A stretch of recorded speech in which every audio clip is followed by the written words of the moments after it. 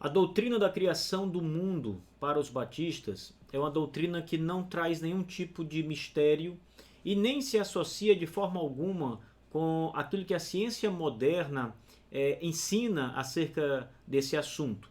Todos nós sabemos que o posicionamento de grande parte da ciência é que o mundo surgiu a partir de uma explosão, a partir do que eles chamam de Big Bang, e daí essa explosão gerou o universo como nós conhecemos hoje. Depois de anos e anos, né, milhões e milhões de anos de processos evolutivos, o universo então nasceu, mas tudo começa com uma grande explosão.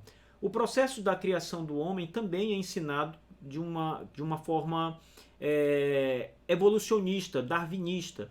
Então, para a ciência, para grande parte dos cientistas, é importante dizer que isso também não é um ponto unânime na ciência, mas grande parte da ciência ensina que o homem é fruto de um processo evolutivo que levou milhões de anos até o homem chegar ao estado que se encontra hoje, e esse processo de evolução ele continua no presente momento, ele não para, o homem continua evoluindo.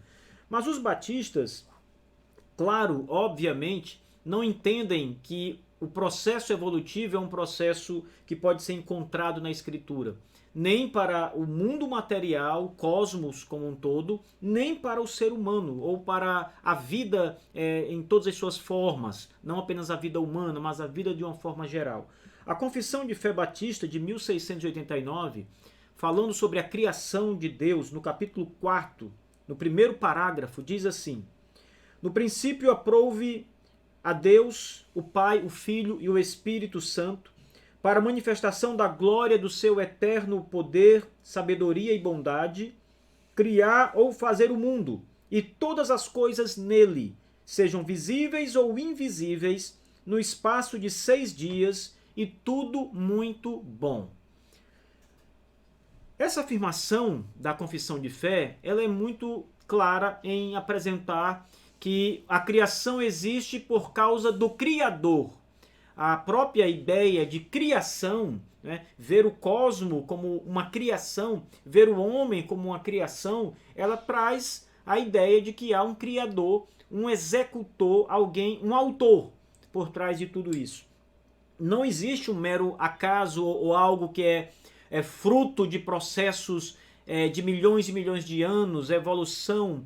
Não existe isso no pensamento dos batistas de 1689. Note que o texto é muito claro e ensina algumas coisas aqui que devem ser percebidas por todos os batistas. A primeira delas é que no princípio aprouve a Deus, o Pai, o Filho e o Espírito Santo. Então note que na perspectiva dos batistas, a criação é um ato trinitário. A criação não é um ato só do Pai, não foi apenas Deus, o Pai, que criou as coisas.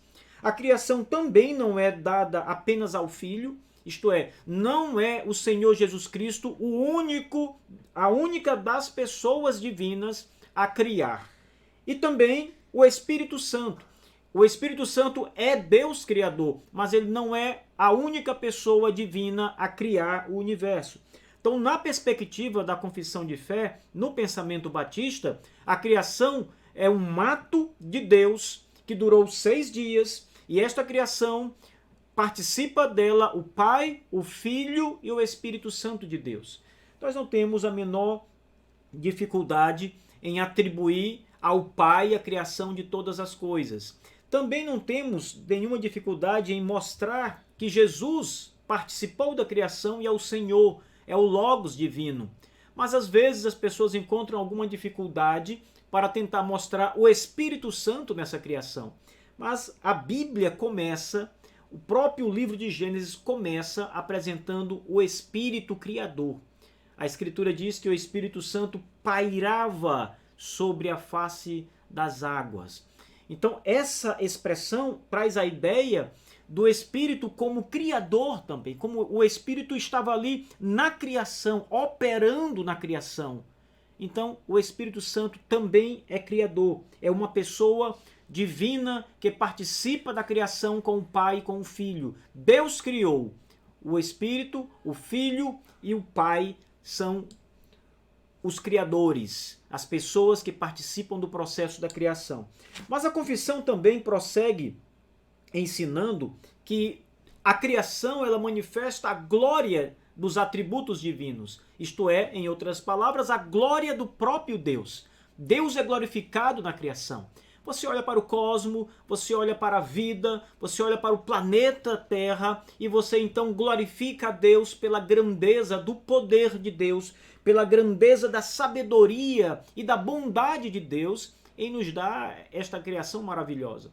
A confissão ela cita que o poder, a sabedoria e a bondade de Deus em criar ou fazer o mundo. Então, obviamente, todos nós precisamos olhar para a criação de um modo geral, para o cosmo de um modo geral e ver ali o poder de Deus.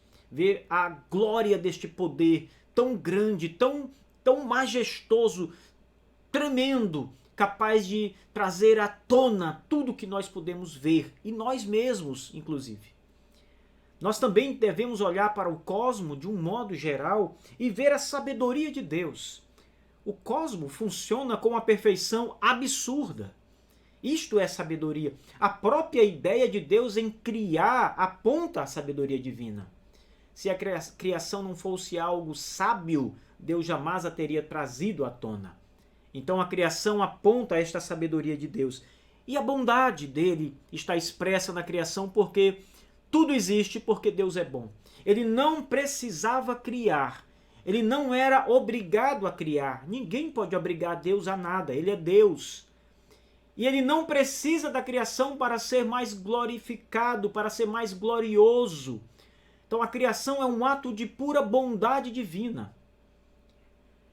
A confissão também diz que todas as coisas no mundo, o cosmos como um todo, inclusive as coisas invisíveis, não apenas as coisas visíveis, mas as coisas invisíveis, tudo foi criado por Deus.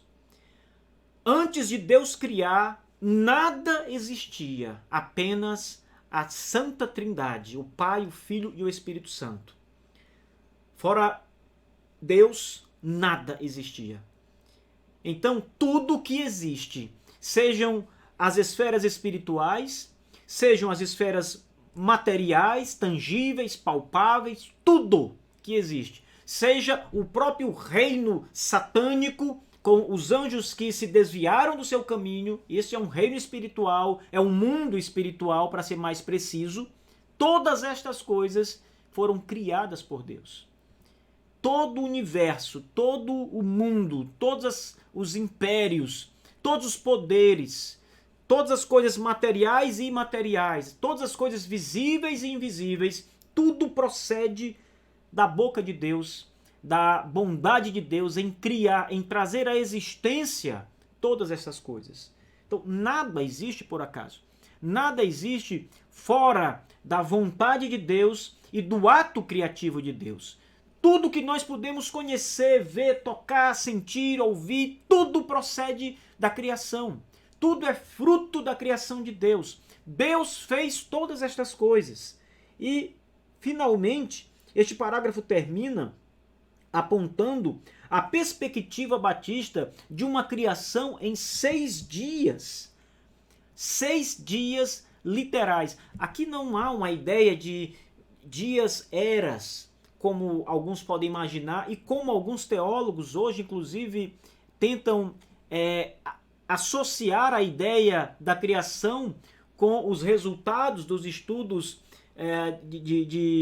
tanto da biologia, com o seu estudo evolutivo, como do próprio estudo da Terra, a geologia, que tenta apresentar a Terra como tendo milhões e milhões de anos. Então os dias são vistos por muita gente, e muitos teólogos, como sendo eras. Mas a perspectiva batista é que os dias são de fato dias de 24 horas, dias literais, e não espaços de tempo indeterminados, que estão ali falando, na verdade, de milhões de anos. Não, são 6 dias.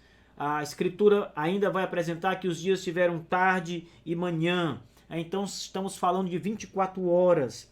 E tudo que Deus fez, o primeiro parágrafo desse 4º capítulo sobre a criação é muito claro. tudo que Deus fez é muito bom.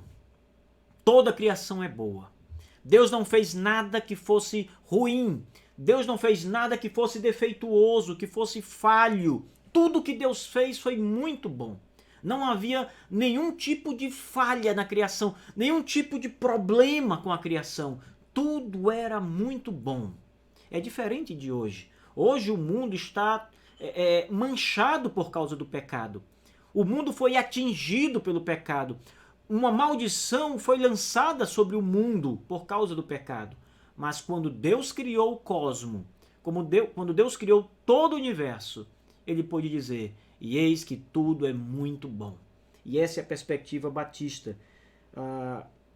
Uma perspectiva que está alinhada à própria teologia e à própria revelação da palavra de Deus.